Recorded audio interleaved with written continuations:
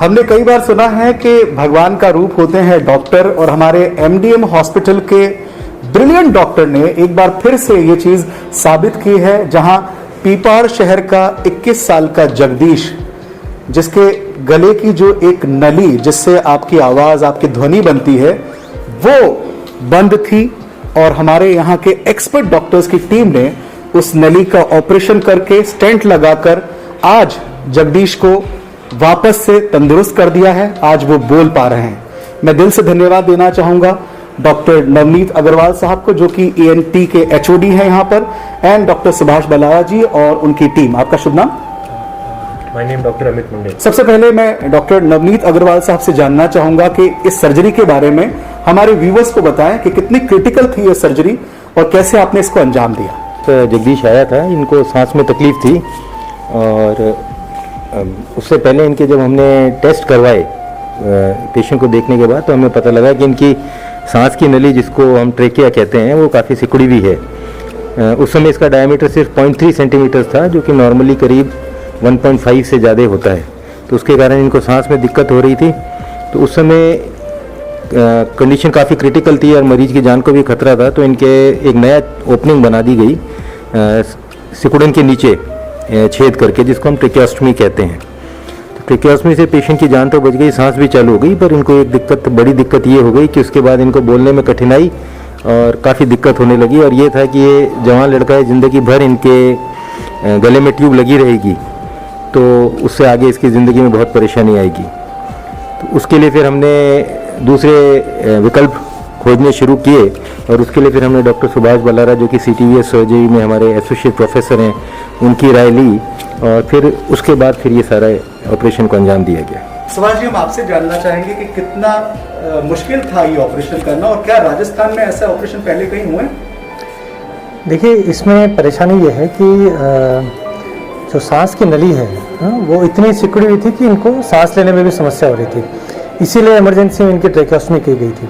Normally इस तरह के जो प्रोसीजर्स हैं, हमने भी जो पुराने प्रोसीजर्स किए हैं, उसमें हम लोग ट्रेकिया का जो भाग खराब होता है उसको हटा के उसको रिपेयर करते हैं। अगर छोटा हो जाता है तो उसमें नया ग्राफ्ट डलता है, ट्रेकिया का ट्रेकियल ग्राफ्ट कहते हैं, वो डालते हैं हम लोग। लेकिन उसकी अपनी कॉम्प्लिकेशंस होती हैं, और इससे कई गुना ज़्यादा कॉम्प्लिकेशंस हैं उसमें। तो ये नई टेक्निक है, इसमें दूरबीन से अपन डायलेट करते हैं उस रास्ते को, और उसके अंदर फिर स्टेंट प्लेस कर देते हैं।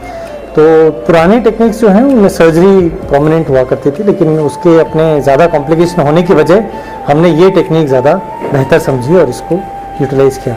इस तरह के स्टेंट्स नए हैं, ये कवर्ड स्टेंट्स हैं, जो सेल्फ एक्सपेंडेबल स्टेंट्स हैं, जो अभी रिसेंटली मार्केट में आए हैं।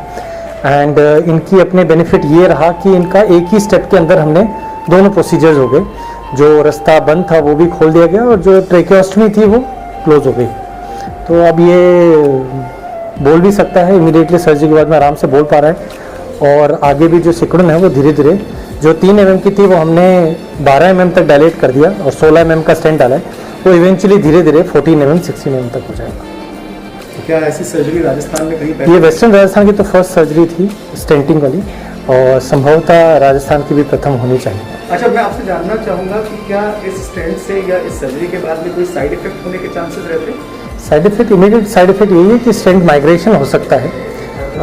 वो हमने एक्सरे में रीचेक कर लिया है, फ्लोरोस्कोप में रीचेक कर लिया, it is not migrated till now.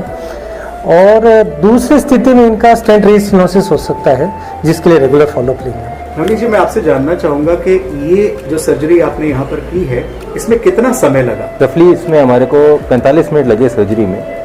और जो इस सर्जरी की जो मेन, जैसे डॉक्टर सुभाष ने कहा, अच्छी चीज़ रही कि ये पूरी एंडोस्कोपिक थी। इसके अंदर कहीं भी चीरा नहीं लगाया गया। जैसा आप इनके गले पे भी देख सकते हैं, जो ट्रेकियोस्टमी का छेद है वो पूरा बंद हो गया है, और पूरी दूरबीन से की तो ये इसकी सबसे खूबसूरती थी। कहीं इसके अंदर खोलना नहीं पड़ा इसकी गर्दन को। तो आइए अब जानते हैं जगदीश से कि उन्हें इस सर्जरी के बाद में कैसा फील हो रहा है, और MDM हॉस्पिटल की इस ब्रिलियंट टीम के बारे में वो क्या कहना चाहते हैं। कैसा लग रहा है सर्जरी के बाद में आपको? सर्जरी में मुझे अभी ठीक लग रहा है। बोलने में कोई तकलीफ तो नहीं हो रही आपको? हाँ, बोलने अभी तकलीफ नहीं है। कुछ कहना चाहेंगे आप डॉक्टर्स की टीम को एमडीएम हॉस्पिटल के? डॉक्टरों को सब धन्यवाद है सर। तो देखा आपने, ये है हमारे मथुरा दास हॉस्पिटल की ब्रिलियंट टीम। मैं एक बार फिर doctor Navneet Agarwal and doctor Subhash Balara ji, उनकी दोनों की टीमों को धन्यवाद देता हूं इस बेहतरीन कार्य के लिए। और ये विश्वास दिलाते हैं हमारे ये सभी बेहतरीन डॉक्टर कि हमारे जोधपुर में भी बड़े से बड़े ट्रीटमेंट अच्छे से हो रहे हैं। एक बार फिर से बहुत सारी शुभकामनाएं जगदीश और जगदीश के परिवार। चलो आज कुछ अच्छा सुनते हैं, अच्छा देखते हैं।